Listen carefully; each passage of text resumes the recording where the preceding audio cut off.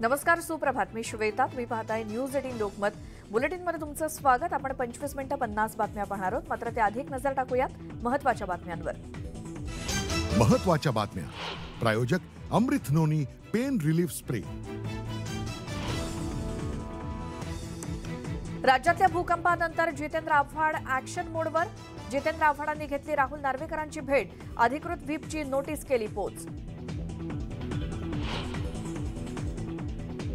पक्षफुटीनंतर राष्ट्रवादीचे अध्यक्ष शरद पवार कराड दौऱ्यावर. यशवंतराव चव्हाणांच्या समाधीस्थळी जाऊन करणार अभिवादन. राजकीय भूकंपानंतर मुख्यमंत्री शिंदेंच्या अध्यक्षतेखाली शिवसेनेची महत्त्वपूर्ण बैठक. सर्व आमदार, खासदार आणि मंत्र्यांना बैठकीला हजर राहण्याच्या सूचना. काँग्रेस विधिमंडळ पक्षाची आज महत्त्वाची बैठक. विधिमंडळ पक्षनेते बाळासाहेब थोरातांनी बोलावली बैठक. बैठकीला काँग्रेसचे आमदार उपस्थित राहणार. राज ठाकरेंनी बोलावली मनसे नेत्यांची बैठक. बैठकीत आगामी निवडणुकीविषयी चर्चेची शक्यता. राजकीय भूकंपानंतर शिवसेना भवन परिसरात बॅनरबाजी. राज ठाकरे आणि उद्धव ठाकरेंनी एकत्र येण्याची बॅनरमधून साद. अजित पवारांच्या बंडानंतर कोर्टात नाही तर जनतेसमोर जाणार. पक्ष नव्यानं उभा करणार, शरद पवारांचा निर्धार. अजित पवारांच्या विरोधी पक्षनेतेपदाच्या राजीनाम्यानंतर राष्ट्रवादीकडून जितेंद्र आव्हाडांचं नाव पुढे. प्रतोत्पदी आव्हाडांची नियुक्ती. पंतप्रधान मोदींच्या अध्यक्षतेखाली मंत्रिपरिषदेची बैठक. केंद्रीय मंत्रिमंडळ विस्ताराच्या पार्श्वभूमीवर बैठकीला महत्त्व. आणि गुजरातमध्ये पावसाचा हाहाकार. कामरोल गावात पुराच्या पाण्यात गाडी वाहून गेल्यानं 3 जणांचा मृत्यू.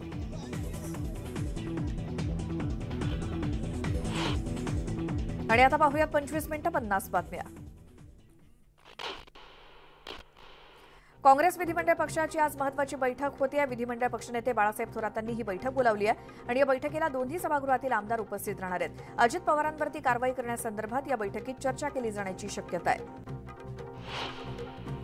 अजित पवारांनी केलेल्या बंडानंतर सुप्रिया सुळे यांनी प्रतिक्रिया दिली. संघर्ष कसा करायचा हे शरद पवार यांना माहिती आहे. संघर्ष हा प्रत्येकाच्या आयुष्यात असतो. त्यामधून नाउमेद व्हायचं की पुन्हा उभं राहायचं हे ठरवायचं असतं, असं सुप्रिया सुळे म्हणाल्या. शिंदे फडणवीस सरकारच्या स्थापनेपासून मंत्रिमंडळ विस्तार होणार का, ही चर्चा दुसऱ्या मंत्रिमंडळ विस्तारानंतर सुद्धा कायमच आहे. सध्या मुख्यमंत्री आणि 2 उपमुख्यमंत्री आणि 26 मंत्री झालेले आहेत. एकूण आमदारांच्या 15% म्हणजे 43 पर्यंत मंत्रिसंख्या नेण्याची संधी सरकारला असल्यामुळे आणखी एक मंत्रिमंडळ विस्तार होणार का, याकडे इच्छुकांचं लक्ष आहे. अजित पवारांनी रविवारी उपमुख्यमंत्रीपदाची शपथ घेतल्यानंतर आज अजित पवार गटातील नेत्यांची बैठक होणार आहे. आज सकाळी 9 वाजता अजित पवारांच्या देवगिरी या निवासस्थानी बैठक होईल. मनसे अध्यक्ष राज ठाकरेंनी मनसे नेत्यांची आज महत्त्वाची बैठक बोलावली आहे. सकाळी 10 वाजता राज ठाकरेंच्या शिवतीर्थ निवासस्थानी ही बैठक होईल. सध्याच्या राजकीय घडामोडींच्या पार्श्वभूमीवर राज ठाकरे नेत्यांना काय आदेश देणार याकडे सर्वांचं लक्ष लागलंय.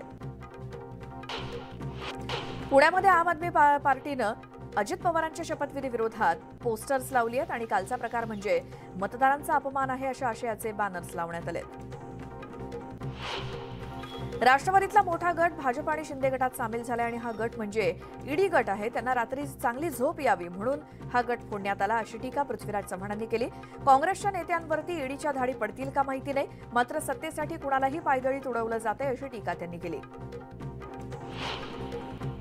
अजित पवारांनी उपमुख्यमंत्रीपदाची शपथ घेतल्यानंतर त्यांना राष्ट्रवादीच्या आमदारांचा पाठिंबा वाढतोय आणि पिंपरी चिंचवड शहरातील सर्व ज्येष्ठ नेत्यांनी अजित पवारांची भेट घेऊन त्यांना पाठिंबा दिलाय.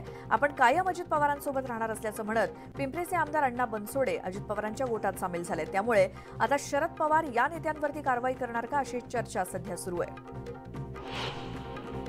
राज्यातील भाजप शिवसेना सरकारमध्ये राष्ट्रवादी काँग्रेस सामील झाल्यानंतर राज्यभरात अजित पवार समर्थकांनी एकच जल्लोष केला.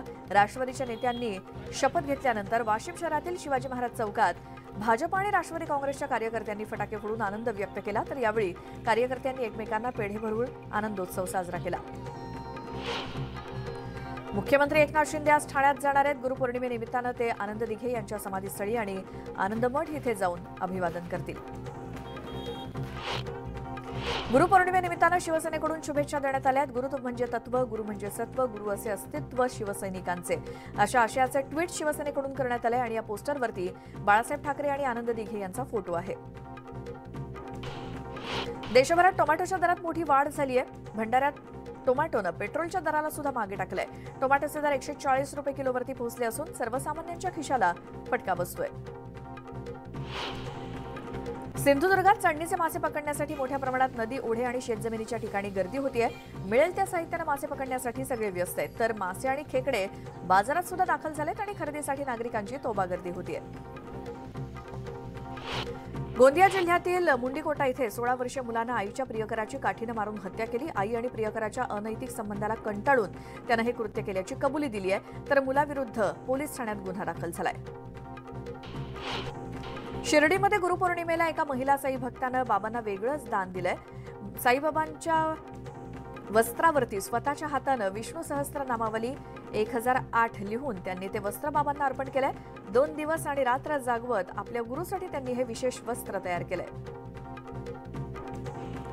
अल्पवयीन मुलीची छेड काढून तिला मारहाण केल्याची संतापजनक घटना अहमदनगरच्या पाथर्डी तालुक्यातील तिसगाव इथे घडली आहे. या प्रकरणी हिंदुत्ववादी संघटना आक्रमक झाल्यात आणि पोलिसांनी आरोपी मुनीर पठाणला ताब्यात घेतलं असून परिसरात काही काळ तणाव निर्माण झाला होता. सीएसएमटी ते उरण रेल्वे मार्गावरून प्रवाशांना घेऊन पहिली रेल्वे धावणार आहे. मागील 50 वर्षांपासून प्रतीक्षा असलेल्या या मार्गावरून पहिल्यांदाच धावणाऱ्या या प्रवासी गाडीचं उद्घाटन देशाचे पंतप्रधान नरेंद्र मोदी यांच्या हस्तेच व्हावं यासाठी प्रयत्न सुरू आहेत. 15 जुलैपर्यंत कधीही प्रवासी वाहतुकीचा मुहूर्त साधण्याची तयारी रेल्वे प्रशासनानं सुरू केली असल्याची माहिती सूत्रांनी दिली आहे. गोंदिया जिल्ह्यातील आमगाव इथे आंबेडकर चौकात भीषण अपघात झाला. बोरवेल खोदणाऱ्या ट्रकच्या मागच्या चाकात येऊन दुचाकी चालक ठार झालाय. राजेंद्र राहिले असं अपघातात मृत्युमुखी पडलेल्या तरुणाचं नाव आहे. या अपघातानंतर ट्रक चालकाविरोधात गुन्हा दाखल झालाय. समृद्धी महामार्गावरती झालेल्या अपघातात नांदेडच्या तिघांचा मृत्यू झालाय. नांदेड शहरातील देगलूर नाका इथले जावेद अख्तर गेल्या अनेक वर्षांपासून मुंबईत राहतात आणि बकरी ईदच्या निमित्तानं ते पत्नी आणि मुलासोबत नांदेडला गेले होते.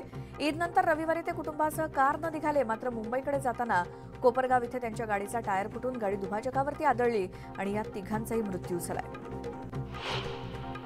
चोरीला गेलेला फोन शोधून काढण्यासाठी मुंबई पोलिसांनी सेंट्रल इक्विपमेंट आयडेंटिटी रजिस्टर प्रणाली विकसित केली आहे आणि या प्रणालीमुळे चोरीला गेलेल्या मोबाईलची तत्काळ माहिती मिळते आणि या प्रणालीच्या आधारावरती चोरीला गेलेले आणि हरवलेले एकूण 38,000 मोबाईल्स ब्लॉक करण्यात मुंबई पोलिसांना यश आलंय. तर दुसरीकडे 11,000 मोबाईल्स फोन पोलिसांनी शोधून काढलेत. सुनियोजित शहर असल्याचा दावा करणाऱ्या नवी मुंबईमध्ये सिडकोसोबत क्रीडांगणांचा विकास करण्यात महानगरपालिकेला अपयश आलंय. महानगरपालिकेनं सिडकोकडे 155 भूखंडांची मागणी केली आणि 30 वर्षात यापैकी फक्त 69 भूखंड महापालिकेला मिळालेत. यातील 50 भूखंडाचंच मैदानात रूपांतरण झालंय. शहरात फुटबॉल आणि इतर खेळांसाठी सोयीसुविधांनी युक्त क्रीडांगण उपलब्ध नाही आणि प्रशासकीय उदासीनतेमुळे विभागीय क्रीडा संकुल रायगडला स्थलांतरित झालंय आणि या सगळ्यामुळे खेळांचा अक्षरशः खेळखंडोबा झालाय. पावसाळ्यात नवी मुंबई शहरात झाडं कोसळण्याच्या घटना वाढू लागल्यात. 8 दिवसात तब्बल 73 झाडं कोसळली असून सुदैवाने यात कुणीही जखमी झालं नाही.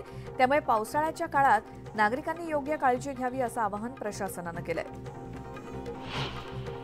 मुसळधार पावसामुळे बदलापूर जवळच्या प्रसिद्ध कोंडेश्वर धबधबा प्रवाहित झालाय. कोंडेश्वरच्या कुंडात पडणारे फेसाळणारे 2 धबधबे इथल्या निसर्ग सौंदर्यात आणखी भर घालतायत. त्यामुळे या धबधब्यावर आनंद लुटण्यासाठी पर्यटकांची गर्दी होऊ लागली आहे. सिंधुदुर्ग जिल्ह्यातील आंबोली वर्षा पर्यटनासाठी सज्ज झालेला आहे आणि आंबोलीचा मुख्य धबधबा पूर्ण क्षमतेनं प्रवाहित झालाय. मोठ्या प्रवाहानं हा धबधबा प्रवाहित झाल्यामुळे अनेक पर्यटक या धबधब्याचा आनंद लुटण्यासाठी आंबोलीत दाखल झालेत. राष्ट्रवादीचे नेते अजित पवार यांनी राज्याच्या उपमुख्यमंत्रीपदाची शपथ घेतली आणि राजभवनातील दरबार हॉलमध्ये शपथविधी सोहळा पार पडला. अजित पवारांनी 4 वर्षात तिसऱ्यांदा उपमुख्यमंत्रीपदाची शपथ घेतली आहे. अजित पवारांसह छगन भुजबळ, दिलीप वळसे पाटील, हसन मुश्रीफ, धनंजय मुंडे, आदिती तटकरे, धर्मराव बाबा अत्राम, संजय बनसोडे, अनिल पाटील यांनी देखील मंत्रिपदाची शपथ घेतली. अजित पवारांसोबत राष्ट्रवादीचा एक गट शिंदे फडणवीस सरकारसोबत सामील झालाय. राष्ट्रवादीचे फक्त आमदारच नव्हे तर 3 खासदार सुद्धा अजित पवारांसोबत शिवसेना भाजपमध्ये गेलेत. खासदार सुनील तटकरे आणि अमोल कोल्हेंनी या शपथविधीला हजेरी लावली होती. त्यामुळे शरद पवार यांना मोठा धक्का मानला जातोय. आदिती तटकरे यांच्या रूपानं शिंदे फडणवीस सरकारला पहिली महिला मंत्री मिळाली आहे। यापूर्वी शिंदे फडणवीस सरकारच्या मंत्रिमंडळात एकही महिला मंत्री नसल्यानं टीका केली जात होती आणि आता राष्ट्रवादी सोबत आल्यानं आदिती तटकरे यांना शिंदे फडणवीस सरकारमधील पहिली महिला मंत्री बनण्याचा मान मिळालाय।